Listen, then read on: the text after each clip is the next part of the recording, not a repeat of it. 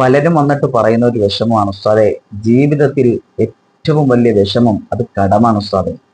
ലക്ഷങ്ങൾ കടമുണ്ട് ഉസ്താദെ. ഒരു കമന്റ് കാണാനിടയായി പ്രിയപ്പെട്ടവരെ, ഉസ്താദെ 50 ലക്ഷം രൂപ കടമുണ്ട്. ആ കടം എങ്ങനെ വീട്ടുമെന്നറിയില്ല. വല്ലാത്ത വിഷമത്തിലും വേദനയിലും ദുഃഖത്തിലും ദുരിതത്തിലുമാണ് ഉസ്താദെ. ആ കടം വീടാനുള്ള കാര്യങ്ങൾ എളുപ്പത്തിലാകാൻ ഞാൻ എന്താണ് ചെയ്യേണ്ടത്? എന്റെ കടത്തിന്റെ ഒരുപാട് വീഡിയോകൾ എന്റെ ചാനലിൽ കാണാൻ കഴിയുമെങ്കിലും പ്രിയപ്പെട്ടവരെ, അതിലൊന്നും പറയാത്ത ഒരു 3 കാര്യമാണ് ഇൻഷാ അള്ളാഹ് ഈ വീഡിയോയിലൂടെ പറയാൻ വേണ്ടിയിട്ട് ഞാൻ ഉദ്ദേശിക്കുന്നത്. അതിലെ ഒന്ന് ഒരു ഇസ്മും, രണ്ടാമത്തേത് ഒരു ദുആയും, മൂന്നാമത്തേത് ഒരു സൂറത്തും. ഈ 3 കാര്യങ്ങളാണ് ഇൻഷാ അള്ളാഹ് നമുക്ക് ഉപകാരപ്പെടുമെന്ന് ഉറപ്പുള്ളത് കൊണ്ട് തന്നെയാണ്. അതുമാത്രമല്ല, ഈ കടത്തിൽ നിന്ന് നമ്മൾ കടക്കാരാകാതിരിക്കാനുള്ള കുറച്ച് ടിപ്സുകളും കാര്യങ്ങളും കൂടിയാണ് ഇൻഷാ അള്ളാഹ് ഈ വീഡിയോയിൽ പറയാൻ വേണ്ടി പോകുന്നത്. നമ്മൾ കടക്കാരാകില്ല ആ ടിപ്സ് അനുസരിച്ച് മുന്നോട്ട് പോവുകയാണെങ്കിൽ. അപ്പൊ ഏതാണ് ആ കാര്യങ്ങളെന്നും ഏതൊക്കെയാണ് ആ 3 മാർഗങ്ങളെന്നും ഇൻഷാ അള്ളാഹ് നമുക്ക് ഈ വീഡിയോയിലൂടെ പഠിക്കാം. അള്ളാഹു അനുഗ്രഹിക്കുമാറാവട്ടെ.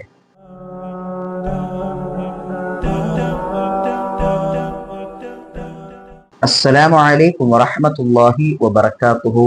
ബിസ്മില്ലാഹി വൽഹംദുലില്ലാഹ്. പ്രിയപ്പെട്ട മുഅ്മിനീങ്ങളെ, മുഅ്മിനാത്തുകളെ, അള്ളാഹു നമ്മെ അനുഗ്രഹിക്കുമാറാകട്ടെ. നമ്മുടെ വീഡിയോകൾ എല്ലാ ദിവസവും കാണുന്ന നിങ്ങളെ സംബന്ധിച്ചിടത്തോളം സന്തോഷമുണ്ട്. അള്ളാഹു എല്ലാവിധ സന്തോഷവും ജീവിതത്തിൽ ഒന്ന് അനുഗ്രഹിക്കുമാറാകട്ടെ.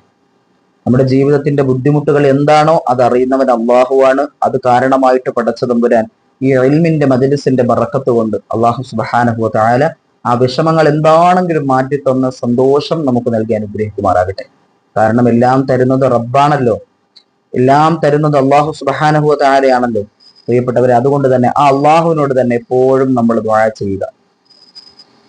പ്രിയപ്പെട്ടവരെ, നമ്മൾ ഏറ്റവും അധികം വിഷമിക്കുന്ന ഒരു കാര്യം ഇപ്പോഴുള്ള നിലവിലുള്ള സാഹചര്യങ്ങളിൽ എടുത്തു വെച്ച് നോക്കുകയാണെങ്കിൽ കടമാണ്. കടമെന്ന് പറഞ്ഞാൽ ചെറിയ കടമൊന്നുമില്ല. 10,000, 1000, 10,000 ഉള്ള ഒരു കടങ്ങളൊന്നും അല്ല. ലക്ഷങ്ങളാണ് പ്രിയപ്പെട്ടവരെ ഇന്നത്തെ കടം. ഒരു കാര്യം പറയട്ടെ, പല ആളുകളും ലോൺ എടുത്തുകൊണ്ട് വീട് വെക്കുകയാണ്. അത് ഏറ്റവും വലിയ മണ്ടത്തരമാണെന്ന് ഓർപ്പിക്കുകയാണ്.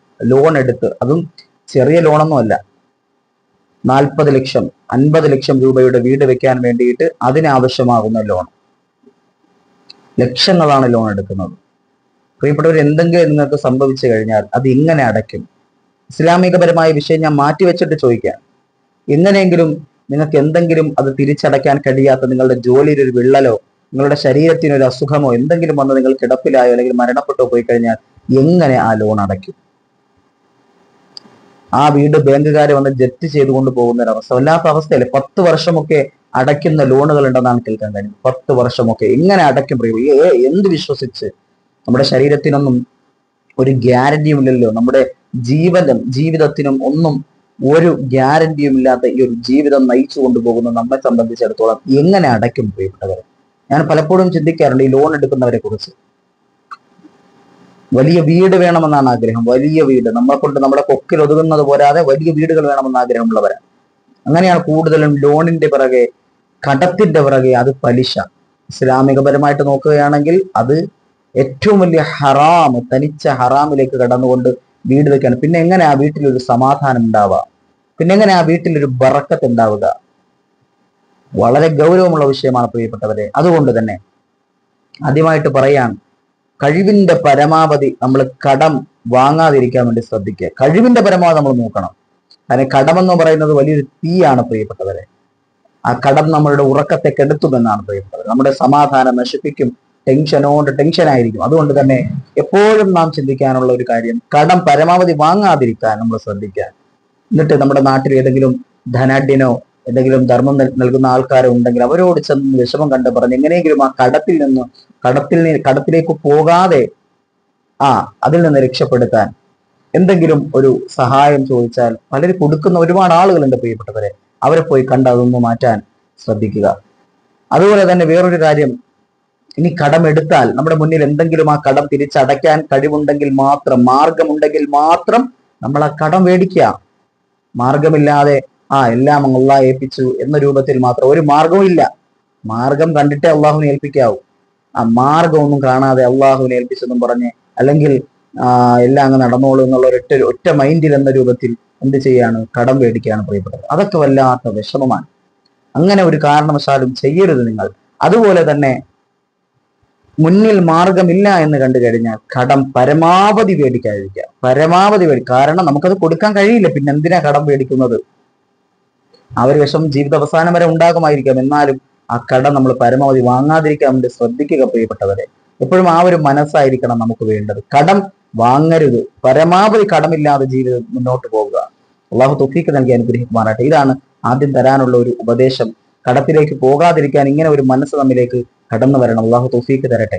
പ്രിയപ്പെട്ടവരെ, 3 കാര്യങ്ങൾ, ആത്മീയപരമായിട്ട് 3 കാര്യങ്ങൾ കടം വിടാൻ വേണ്ടിയിട്ട് ഇൻഷാ അല്ലാഹ് ഈ വീഡിയോയിലൂടെ നിങ്ങൾക്ക് പഠിപ്പിച്ചു തരാൻ വേണ്ടി പോവുകയാണ്. ഒന്നാമത്തെ കാര്യം ഒരു ഇസ്മാണ്, അള്ളാഹുവിന്റെ പരിശുദ്ധമാക്കപ്പെട്ട ഇസ്മ. ഈ ഇസ്മ ധാരാളമായി വർദ്ധിപ്പിച്ചു കഴിഞ്ഞാൽ കടത്തിൽ നിന്നും സാമ്പത്തിക അഭിവൃദ്ധി അള്ളാഹു തആല നമുക്ക് തരും. കടത്തിൽ നിന്നുള്ള രക്ഷ നമുക്ക് തരും. സമ്പത്ത് നമ്മിലേക്ക് എവിടെ നിന്നില്ലാതെ വന്നു ചേരും പ്രിയപ്പെട്ടവർ. അത് ഉറപ്പാണ്, അത് ഉറപ്പാണ്, ഉറപ്പാണ്. ഈമാനുള്ള മുഅ്മിനീങ്ങളോട് പറയാണ്, അത് ഉറപ്പാണ് പ്രിയപ്പെട്ടവരെ. ഒന്നാമത്തെ കാര്യം പറയട്ടെ, യാ മുഗ്നി യാ അല്ലാഹ് എന്ന് പറയുന്ന ഈ ഇസ്മ. യാ മുഗ്നി യാ അല്ലാഹ്, അള്ളാഹുവിന്റെ പേരാണ്. ഐശ്വര്യം നൽകുന്നവനെ, സമ്പത്ത് നൽകുന്നവനെ, ഐശ്വര്യവാനാക്കുന്നവനെ, എല്ലാം അർത്ഥം വരുന്ന അള്ളാഹുവിനെ വിളിക്കുന്ന ഇതില് പ്രത്യേക എണ്ണമൊന്നുമില്ല പ്രിയപ്പെട്ടവരെ.